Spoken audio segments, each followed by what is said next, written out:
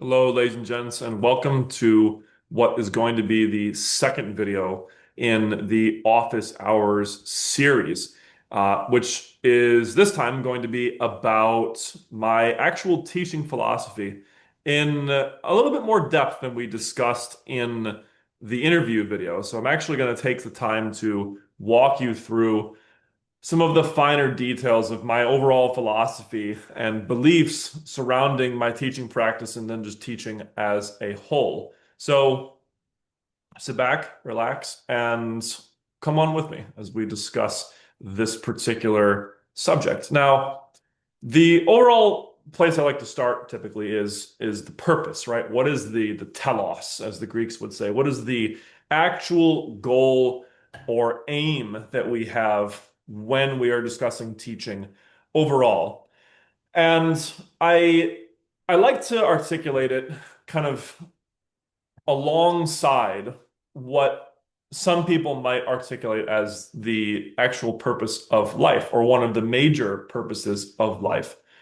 Now, that to me, as best as I could articulate it, is to grow towards goodness and the fullness of life, in every dimension, right? We want to grow towards being a better person, to being more moral people, but also grow towards having a more full life at every dimension of life, whether it's your physical life, whether it's your internal mental life, whether it's your emotional relationship life, whether it's your actual career-oriented life, whether it's your creative life, all of it. I want all of it. And I think that that is a major goal, if not the major goal of life, is to experience more and more fullness of life, which of course brings with it joy, which brings with it deep fulfillment and all that sort of stuff.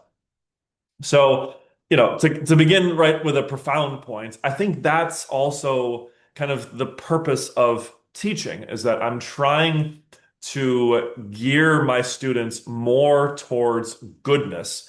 And what that fundamentally means for me, as I've laid it out here with a few words, is fill them with more and also direct them towards more love, wisdom, courage, and self-control, etc., right? Are the major virtues, right? I want my students to understand or to try to understand and to try to live out the actual value of love, of having a deep relationship with other people, be it a romantic partner, be it a family members, or be it a friend, maybe even a higher power if they're interested in that sort of stuff. They believe in that sort of stuff.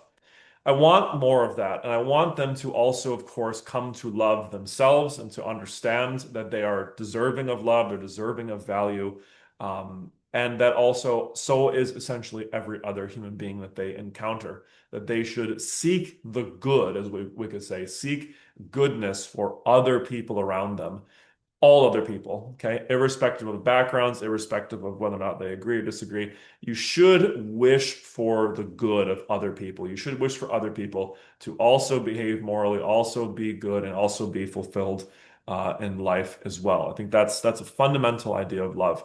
I wish for them to have more wisdom. My goal is for them to have more wisdom as well and understand how to discern what is right, what is wrong, what is good, what is not, what is life-giving, what is not life-giving. I want them to understand that and to have the skills, the mental skills of discerning that. I also want them to have the courage to act rightly even when they are afraid. Okay. In other words, to have courage. I want them to be courageous in the face of fear, of the sense of unsafety, of the sense of anxiety, in the face of doubt. I want them to be able to confront their fears and master them and make themselves stronger, better, and more capable and competent people. And then finally, the one that I listed out here, just to kind of round off the virtues, is I want them to also practice self-mastery, to master themselves, master their own impulses, master their emotions, so that they can control their urges, control maybe some passions or maybe some, aspects of their lives or their personalities that need a little bit more regulation and more kind of more self-awareness, shall we say. Okay. So that's one major goal. Okay. Goodness, helping my students direct their lives more towards goodness. And I think all the things I just listed out are pretty universal. I think you're going to be, you have to find a pretty staunch person who doesn't like what I just said there. But I think that it's pretty universal to kind of direct my students towards those things. And then I also want them, like I just said, to keep growing their life as a result of this. I want them to keep improving their physical health, right? I teach very clearly that the physical dimension of life does parallel and does interact with the, whether you want to call it emotional, spiritual, whatever you want to call it, they interact, right? They overlap. So you need to take care of your body. You need to get rest. You need to be properly nutritious. You need to get the proper nutrients. You need to be active and be strengthening your body if you want a full, healthy life. You just must. There is no option, right? You need to do this. I also, therefore stay away from, things that damage your body, shall we say, and damage your long-lasting health, drugs, excessive alcohol, et cetera, et cetera. I also want my students to have a much stronger internal mental life. I want them to be mentally strong. I want them to have a good grasp of understanding and be facing their fears, be confronting any issues that they have, being able to kind of discern their own problems as well, and find solutions to them or find ways of coping with them. Okay, I think that that's deeply important for developing human beings. And of course, I want them to be doing all of this to experience and be fostering stronger relationships. It's a common feature, a common, kind of tidbit in my education that I tell my students that one of, if not the greatest source of fulfillment in our lives is to be found in relationships, particularly family, friends, romance, maybe a higher power, like we just said. But those four kind of categories are the biggest relationships you'll have in your life. And I think they are therefore, I think most of our research, tends to lean towards that being the best way to experience a deep and lasting fulfillment in life. And so I want them to be growing that and fostering the skills that will allow them to grow strong relationships and stable relationships as a result. Okay. So that's the goal. Those are the two goals fundamentally, right? Pretty profound, pretty heavy from what you might expect from an English classroom, but that's the real me. That's the real kind of secret behind, I think, all of my teaching. This is really what I would aim towards for my students, fundamentally. Now, in a bit more of a practical sense, what is my role in that vast journey, in that vast kind of fundamental goal we have in life and with teaching? What is my role? My role is to foster, encourage, and guide you on that process. So the first phrase, foster, what do I mean by this? I mean, give you the space and the environment, or the metaphorical soil, you could say, to do so, right?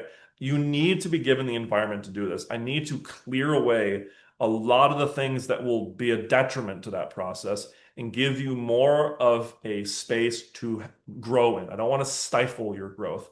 I don't want to limit your growth, your development. I want to encourage it to grow, essentially. I want to also encourage you. Okay. I want to encourage my students. And I mean, if you look at that word, right, what it means, English lesson here, encourage, right? I want to put courage into you, inspire, bring the spirit into you. I want to kind of elevate you and in forms of how? In forms of positive reinforcement, helping you fight doubt and self-loathing and all this sort of stuff. I want to clear the stuff away and give you the tools that you may need, or give you the words and the advice and the emotional and academic support you may need to feel more competent and alive and more courageous, facing whatever issues you are facing in the day, in the month, in the year, in life, whatever it may be. Okay. And also, I wish to be a guide. I think my role is to be the guide, to help you comprehend and understand what it is we're doing in life and what it is we are encountering in life, especially when it seems confusing, when it seems strange, when it seems difficult to understand or difficult to at least organize in life. And of course, we do this in English class primarily through stories, right? We look at, especially in my class, we look at these stories, these texts, these narratives that have been handed down for several thousand years and have been kind of refined by our civilization, by our species, as emblematic stories because they are the best examples of how to go through life properly, right? We've looked at these millions of stories that human beings have written. And we have found patterns and found the ones that really speak to us and speak to what it is we need to do and what it is we think is right and what we need to truly wrestle with. That is my job, is to demonstrate that to you and to show you, look, this is an important story. Here's why. Okay. And here's what we can learn from it. All right. So that's my purpose.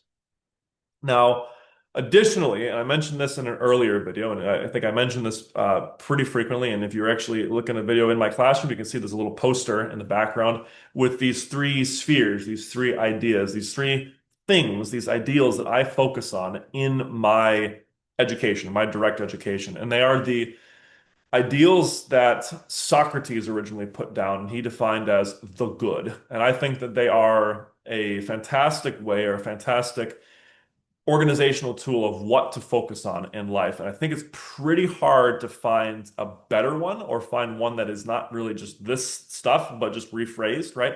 I think it's hard to find a better one. And so I, as an educator, have chosen as my philosophy to focus on these three things. Now, what are they? They are simply beauty, goodness, and truth.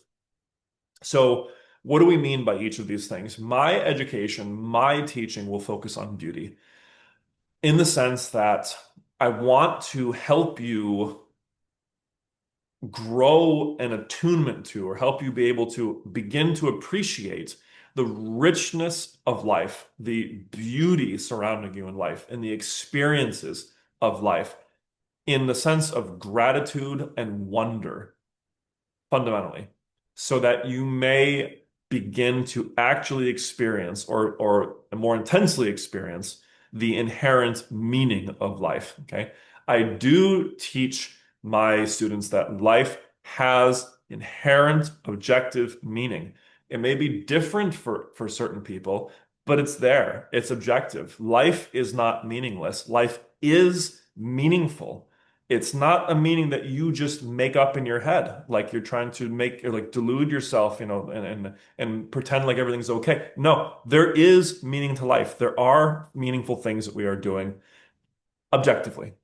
I think that that's an incredibly important thing to teach young people. Number one, because I fundamentally think it's true as a person, but also because I think it really can gird people from the opposite answer and from the consequences of what happens when you go through life thinking that life is not meaningful. Okay, that really is an invitation in my mind, and in my experience, that is an invitation to, if not immoral behavior, then at the very least psychological despair or psychological pain.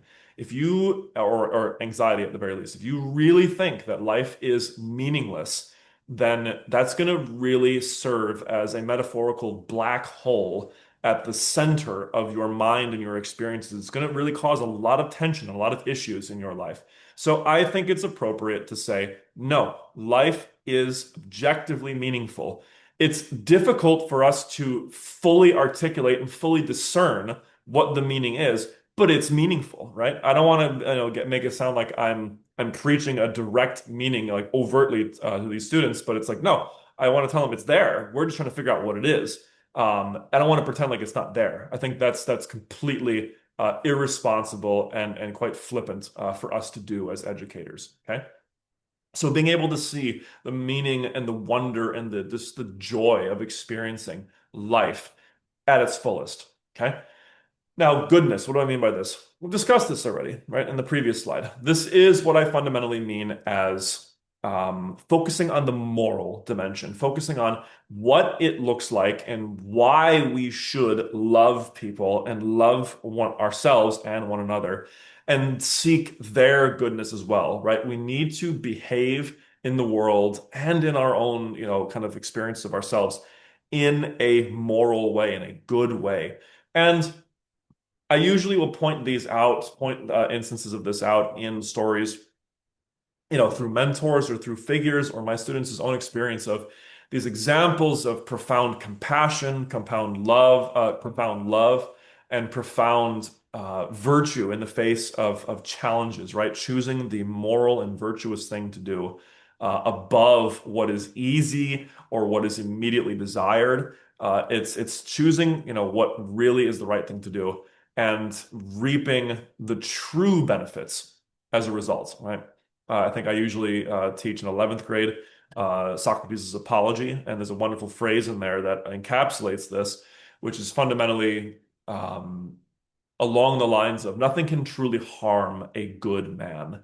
And of course, what that means is that is essentially what I teach my students with regard to this subject, which is that, your moral character it is really going to be what matters fundamentally in the end.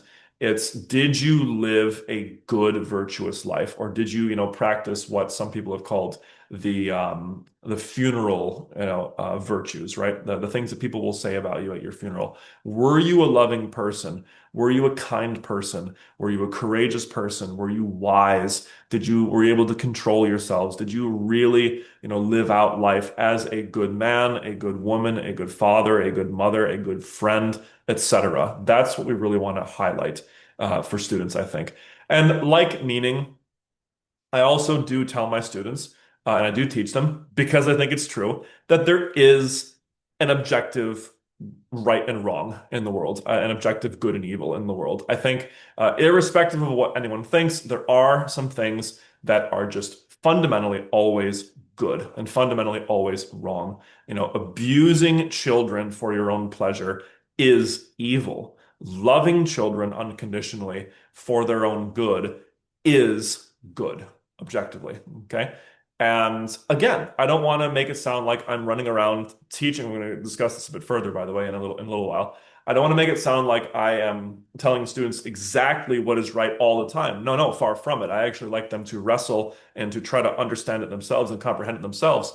But again, I do tell them there is a good there. There is a right answer with every moral question, but we struggle to comprehend it, right? I'm not saying we know the answers. I'm just saying that there is an answer objectively. Okay. So I try to get them to be exposed to that dimension of life as well.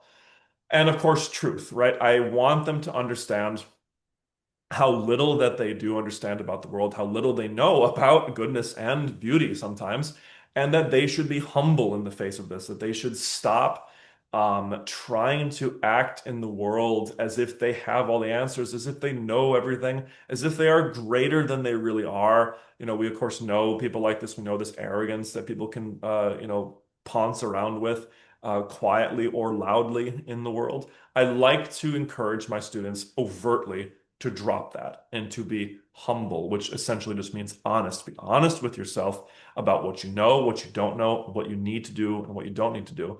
And like the other ideals before them, I do tell them, of course, there is an objective truth. There are things that are true, there are things that are false. Our job, of course, in education is to try to figure out what those are. Okay. So yeah. Now, I love that quote, by the way, at the bottom by Mr. Ralph Waldo Emerson. It's usually phrased this way through anyone who talks about truth, goodness, and beauty, like the Romantic poets or otherwise.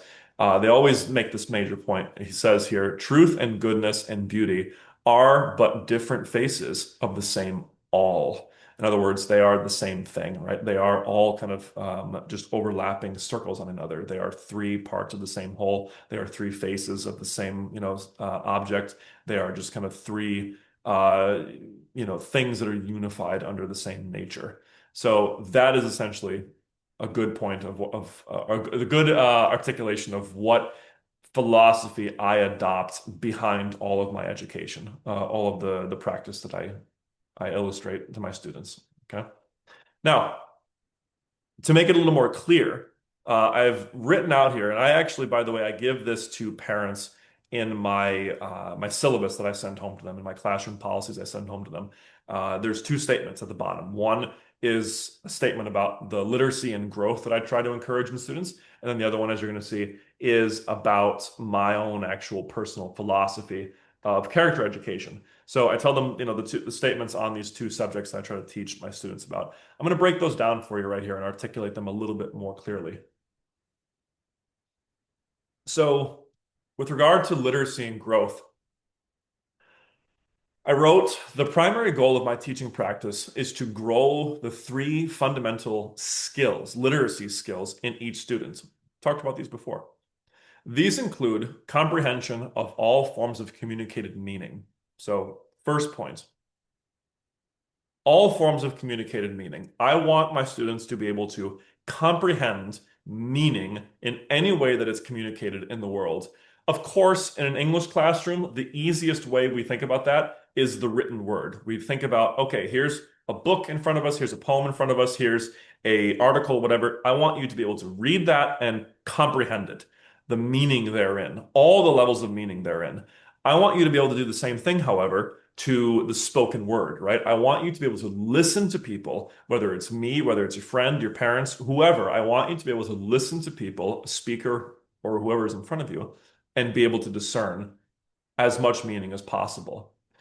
The same thing can be said, however, for something like a movie, for something like a play, for something like music, for something like a piece of artwork.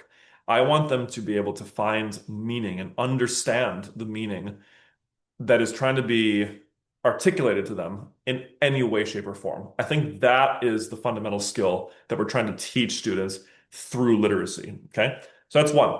The other one, critical thinking about what you comprehend and what you do not. Okay. So you understand, right? You take the meaning or you take something that you're comprehending from a source. I then want you to be able to break it down and analyze it and perhaps ask questions about it, perhaps realize other things, new things about it, perhaps draw connections between other things that you've seen. Find where it fits in your mind and what you can kind of link it to in other aspects of your life. Or maybe find some inconsistencies in it, maybe find some mysteries in it, maybe admit where you think, oh, wait, here's a point where I just fundamentally don't understand this. I need to find a way to do so, right? That's critical thinking. Okay. And then, of course, the last one, articulating your thoughts and comprehension in a truthful, sophisticated, and effective manner. Now, in the English, classroom, that looks like writing. That looks like you being able to take what you comprehended, being able to analyze it, and then being able to articulate it in a truthful, sophisticated, and effective manner on the page, right? Or on the typewriter. That is essentially what I'm trying to teach you to do after you have comprehended and understood something. However, what I usually tell students and parents is that in practicality, in reality, I think an even better way to do that, or a more common way, I should say, to do that is with the spoken word, right? To be able to sit back and articulate to someone through the spoken word what it is that you understand, or what it is that you don't understand, or what questions you have, or what points you're trying to get across. That is an immensely powerful tool to have as a human being. However, I still value the written word very much. In fact, I think writing things out tends to clarify your comprehension even more. So that's what's cool about these three skills, this literacy trinity, as I usually call it, is that they interweave on each other. They kind of overlap on each other. So sometimes your comprehension will change as you are articulating something, and that's the brilliant point of articulation, is that it actually clarifies things in your mind. So that's the three major things we're trying to do here. Then I write, it is also my goal to invite and encourage my students to grow in every dimension of their life to become moral, wise, disciplined, competent, and strong men and women by facing challenges, having new experiences, building relationships, resolving conflicts, and more, so they may have a truly joyful and richly meaningful life. So let me break that down for you really quickly. I do not force my students, but I invite them and encourage them to grow. So there's that primary goal again, right? Growth in every dimension of life, as we discussed, to become moral. In other words, to become better people, to become wiser, to grow in their comprehension, their understanding, to become disciplined, right? Hard workers. There's the whole, classroom stuff, right? You need to be able to sit down, control yourself, do your work when you need to, put aside your immediate desires and kind of delay the gratification and make a sacrifice for the future, right? Become competent, right? In other words, skilled, practiced, knowledgeable about how to navigate through life or navigate through the tasks of the day, and strong men and women. In other words, what do I mean by strength? I mean like having endurance, having fortitude, having some level of what we would call it resilience, right? Or anti-fragility, as people call it, right? Being able to endure the challenges of life or the anxieties that may plague us. That's strength, and being able to act out what you know to be correct, and also to admit what you don't know. Okay, this is strength. How do I do this? Or how do I encourage them to do this? By, as it says here, facing challenges. Major point here. You're going to have challenges. You got to face them. I'm going to always encourage my students to face their challenges head on with encouragement, with courage, with discernment, with wisdom, and with proper morals and love, fundamentally. Okay. And also, having new experiences, like we just talked about with life. And as I discussed in my interview video, I think that students need more experiences now, post, the smartphone era, post, the kind of as Jonathan Haidt says, Dr. Jonathan Haidt says, the rewiring of the American youth or of just the global youth, right? Where students are experiencing less and less and less of life, whether it's, with friends, with family, with romance, with, conflicts, all this sort of stuff, with danger even at times. They need to be experiencing more in life. That is what's going to foster true growth and fundamental success at every dimension of life. Okay. They need to be building relationships as well. I really am huge with my students about relationships. You need to be making friends, going on dates, all this kind of stuff, building your relationships with your family, amending all those relationships where you see them going wrong, or if something's wrong in them, if whatever issues you're having, you need to learn how to resolve those conflicts. As I just wrote there, this as the next point. They need experience in all these things because that's what's going to determine, I think, some of the truly long-lasting fulfillment and success in their lives and more, so that they may have truly richly uh, joyful and richly meaningful lives. Okay, so that's that. Now, the next point is character education. What do I teach with character education? What does all this mean? My teaching includes a clear dimension of character education that coincides with largely universal morals and ethics. In other words, like I said, yes, I do teach morals. I do teach right and wrong in my classroom. However, those ethics and those things that I do teach are usually the most universally accepted morals and ethics. For example, what? These include the values of love, forgiveness, justice, wisdom, courage, self-control, hopefulness, trust, honesty, and universal human dignity, irrespective of background abilities or actions. So all of those that I listed out are classical virtues.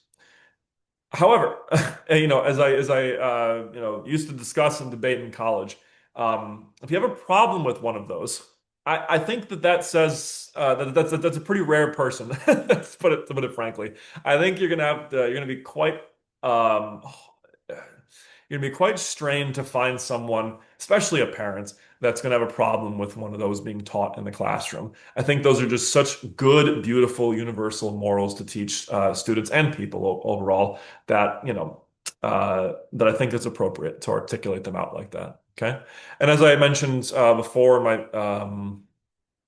in my interview video, I do teach, and I do try to act out to the best of my, limited abilities. I do try to act out and to teach my students that there is this thing called universal human value and dignity, that everyone, irrespective of their background, abilities, or actions, has value, and dare I say, has equal value. Okay. I think that that's a fundamental truth that if you don't believe, then at least the very country that we are living in right now is predicated on. Whether we are able to act this out perfectly, that's another question. But it is a value. It is a value that is affirmed, and I think I am in my rights to teach that to students. Okay, so now next line. I teach my students that there is an objective meaning and purpose to life, and that good and evil, slash right and wrong, do exist, regardless of our opinions, though we may struggle to discern them. Okay. So again, that's a firm articulation of what I was saying earlier. I teach moral objectivism to my students. I say that nope, right and wrong do exist. There is a right choice and there is a wrong choice. There is morally good things. There are morally good things and there are morally evil things. Okay. Things like murder, torture, rape, abuse, all this sort of stuff. These are evil. Love, forgiveness, courage, all this sort of stuff. These are good. Okay. These are good things, right? Objectively. Now, again, we struggle to understand what the right thing to do is in situations. There is nuance. There is some level of relativism that comes up with every ethical situation we are brought to. There is this thing called tragedy, where there is no good option, where there are just kind of two wicked options, two kind of options that will cause suffering either way. I acknowledge that, and I tell my students that there is this nuance. There are these gray zones. There are issues to kind of tease out. And I don't always give them answers to this. I'm going to discuss this in a minute, but I do tell them that there is a right and wrong in situations, and some issues and some things are so clearly right and so clearly wrong, you know. So I do teach them this very much so. Same thing with the idea of meaning in life, as I said earlier. Now, I write next, I have a strict policy of never sharing my own beliefs about religion, politics, or controversial ethical issues, but do encourage my students to wrestle with such issues with wisdom and kindness towards all. Okay, so that usually is my address to critics who will say, well, does this mean that you're sharing, your moral, ethical, political, social, religious ideas with students? Are you telling them whether or not you believe in God, whether or not you think this, hot button issue is good or evil? No, the answer is quite frankly, no, I do not. I just teach them everything that I just taught you, everything that I just said to you, rather. I teach them that I think there's a right and wrong, there is a good and evil. I think there is meaning to life objectively, and I think we're trying to figure out what those things are. That's it. Whether or not, I think that God exists, whether or not I think there's life after death, whether or not I think that, this policy, this social policy, that social policy is good or evil. I leave that totally up to them to understand and for them to try to struggle with. I firmly and almost annoyingly for them sometimes will not share my thoughts. Um, on those issues. So, for example, of course, in ninth grade, we, have that lovely argument unit where we discuss very controversial things, whether it's the death penalty, abortion, God's existence, racism in the justice system, all this sort of stuff. And I do not tell them what I think about those issues. I will not tell them where I am because I just try to get them to understand the best arguments for and against each of those issues. And I do allow them to kind of grow at their own pace and grow in their own skills of understanding and discerning right and wrong and good and evil. Okay. So that's that. And of course, I tell them that they need to do so with kindness and wisdom towards all, right?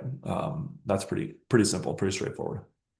I always welcome and encourage my students to challenge or disagree with me, right? So you're totally free to disagree with me. If you want to come in my classroom and you say, no, I don't, Mr. G, I don't believe life has meaning. I don't believe that there is, good and evil, all this kind of stuff. I'm like, okay. I'm like, I disagree with you. My teaching is going to be, against that. I'm not, however, going to, single you out and be like, okay, you failed my class. And it's like, no, I don't grade with that sort of bias. I asked for, reasons and, discuss and that kind of stuff. I need you to be able to defend what you're saying to the best of your abilities.